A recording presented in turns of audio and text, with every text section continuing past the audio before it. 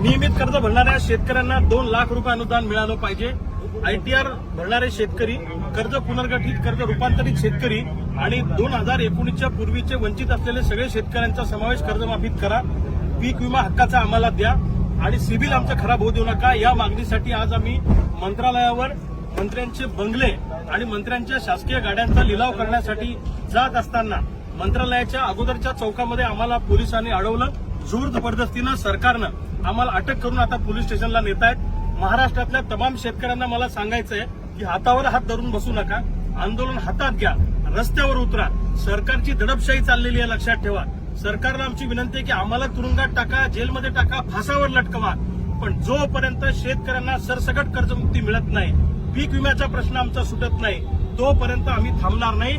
आम्ही फासावर सुद्धा जायला तयार आहोत। आम्ही तुमच्या या दादागिरीला, दहशतवादाला घाबरणार नाही।